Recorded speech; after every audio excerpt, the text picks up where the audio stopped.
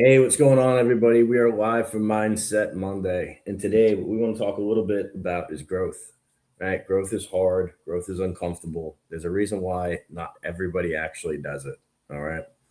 And some of it is really figuring out who you want to become and going after that. And part of you guys figuring that out, right? Who you want to become is you have to let go of a lot of the who you are today, right? Like the habits that you have today, the patterns that you have today are not going to take you to the level that you want to be at, right? So you have to adapt to new habits, new patterns, new obsessions, okay? And by doing that, that will allow you to grow. But that is really where a lot of the discomfort comes from, right? If you're someone that's used to waking up at 8 o'clock or 8:30 every day and getting your day going, well, now if you're going to work out in the morning, you might have to wake up at 6:30, right, or 7 o'clock. Get that workout in. That's a new habit. That's a new pattern. This is exactly what we're talking about. Think about this. If you're tired of ordering lunch every single day because you wind up eating crap food, okay? And now you're going to meal prep for the week. Well, that's going to take another 2 to 3 hours, okay, of your time on Sunday. That's a new pattern. That's a new habit that you have to uh, get out and move forward. All right. This is why so many people do this for a short period of time and not a long period of time and don't see the results that they want because they don't fully commit to these new patterns and these new habits that they have to bring on because it kills out a lot of the other patterns that you guys were operating on. What do you got on this, Dave? Yeah, man. With you spot on, man, 100%.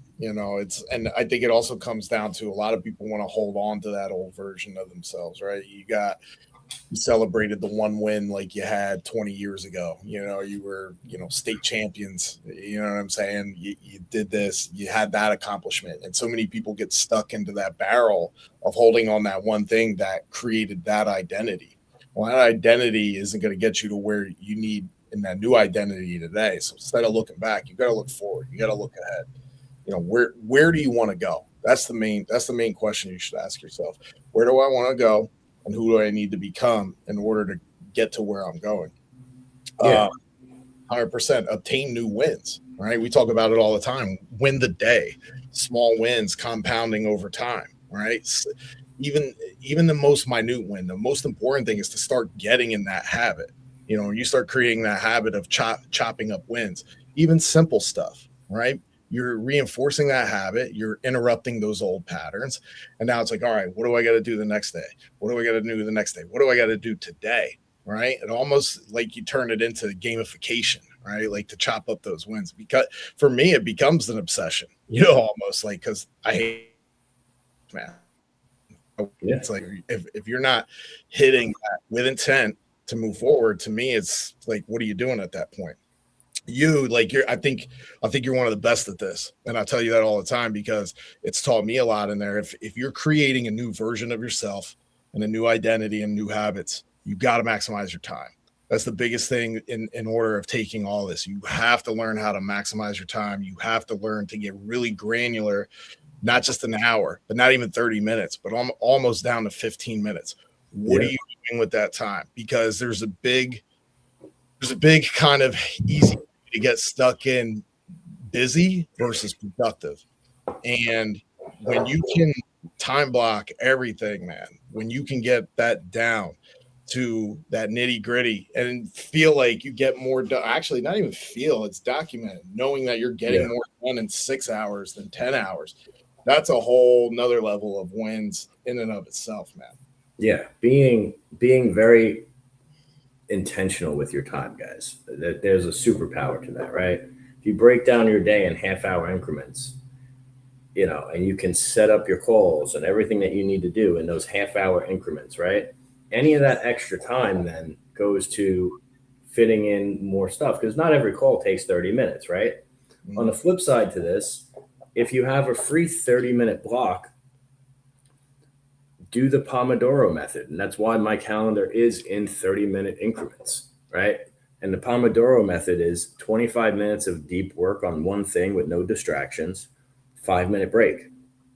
And you keep doing that until you accomplish the task, right? I really like to do this when no one's here. I'll give you guys an example. We're doing a Bullets in Business. It's going to be part of Integrated, where we bring people out. They're going to get highly trained by some people that have been in some agencies that train our team regularly. We're going to have a bunch of entrepreneurs come in. We'll do like either long range shooting, which is just sniper shooting, or pistols and carbines. And we'll also break down your business. It'll be a 3-day event with 2 days of training, and then 2 dinners where we're helping you grow your business. And it's going to be great for operators that want to learn, want to grow, and also want that type of discipline trained in them. It's also great for team building. There's a reason why I've been doing it for the last 2 years with my team. And so we're going to start opening that up to the public. Well, guess what? I gotta start all the copy on that website. I got to get that website up. I got to start promoting it. Well, that's what I do in those 25-minute blocks, and I can tell you, I have everything set up, I have everything set up to start doing that today. Okay.